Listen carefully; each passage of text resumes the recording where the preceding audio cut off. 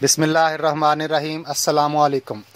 ناظرین، اردو زبان کا ایک فصیح و بلیغ محاورہ ہے، نہ رہے بانس نہ بجے بانسری۔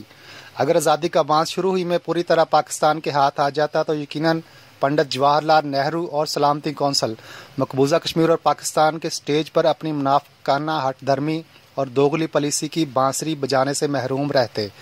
اس کا ایک طریقہ تو یہ تھا کہ جب مجاہدین کا لشکر مظفر آباد کے راستے سری نگر کی جانب روانہ ہوا تھا، اس کے ساتھ ہی بیک وقت سوچیت گڑھ کی طرف سے جموں کی طرف بھی چڑھائی کر دی جاتی۔ 18-20 میل کا یہ میدانی فاصلہ چند گھنٹوں میں طے کر کے جموں کا شہر اور وسیع علاقہ بآسانی فتح کیا جا سکتا تھا۔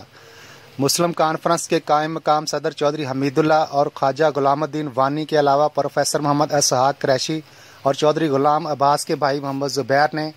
یکے بعد دیگرے لاہور اور کراچی میں زعمائے پاکستان کی توجہ اس حکمت عملی کی طرف کرنے کے لیے بہت ہاتھ پاؤں مارے، لیکن کسی وجہ سے کسی صاحب اقتدار شخص نے ان کی تجاویز پر عمل کرنے کی حامی نہ بھری۔ اس کے علاوہ کشمیر کو مکمل طور پر آزاد کروانے کا ایک اور موقع بھی آیا تھا جو کہ ہاتھ سے نکل گیا۔ بھارتی فوج کشمیر میں 27 اکتوبر 1947 کی صبح سے داخل ہونا شروع ہوئی تھی، لیکن ہمارے GHQ کو ان کے اس ارادے کی خبر ایک رات قبل ہی مل چکی تھی۔ یہ اس طرح کے لاہور ایریا ہیڈ کوارٹرز نے بھارتی پیراشوٹ بریگیڈ کا ایک خفیہ پیغام راستے ہی میں پڑھ کر اس کے رموز سمجھ لیے تھے اور اسے فوراً اپنے GHQ تک پہنچا دیا تھا۔ اس دوران قائد اعظم لاہور میں موجود تھے، لیکن کسی نامعلوم وجہ سے کشمیر میں ہندوستانی فوجوں کے حملے کی خبر انہیں اسی روز شام کے وقت سنائی گئی۔ فوری رد عمل کے طور پر قائد اعظم نے پاکستان کی بری افواج کے قائم مقام commander in chief general Douglas Gracey کو حکم دیا کہ پاکستانی فوج کو بھی بلا تاخیر کشمیر میں بھیج دیا جائے، لیکن جنرل گریسی نے لیت و لات کر کے اس حکم کی تعمیل کرنے کی بجائے نئی دلی میں فیلڈ مارشل سر کلاڈ کو مطلع کر دیا، جو اگلی صبح بنفس نفیس لاہور تشریف لے آئے۔ کلاڈ نے دھمکی دی کہ قائد اعظم کی ہدایات پر عمل کرنے کی صورت میں افواج پاکستان کے تمام برطانوی افسروں کو واپس بلا لیا جائے گا، جس کا نتیجہ صرف یہی نکلے گا کہ فوج کا تمام تر ڈھانچہ غیر منظم ہو جائے گا۔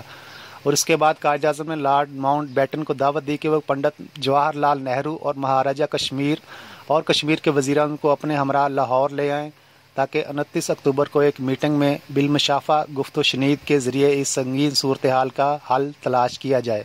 یہ دعوت منظور تو کر لی گئی، لیکن مقررہ تاریخ پر پنڈت جی حقیقتاً یا مسلطاً بیمار پڑ گئے۔ اس کے بعد لارڈ ماؤنٹ بیٹن 1 نومبر کو اکیلے لاہور تشریف لائے۔ قائد اعظم نے اس کے سامنے کئی معقول مصالحتی تجاویز پیش کی۔ لارڈ ماؤنٹ بیٹن ٹال مٹول کر کے دامن بچاتے رہے کہ وہ محض آئینی گورنر جنرل ہیں، دلی واپس جا کر وہ یہ تجویز بھارتی حکومت کے سامنے رکھیں گے اور پھر ان کے فیصلے سے قائد اعظم کو آگاہ کریں گے۔ دلی جا کر ماؤنٹ بیٹن نے قائد اعظم کو خود تو کوئی جواب نہ بھیجا، لیکن اگلے روز وزیر اعظم نہرو نے آل انڈیا ریڈیو سے کشمیر کے حوالے سے پاکستان کے خلاف ایک نہایت تند و تیز تقریر نشر کر ڈالی،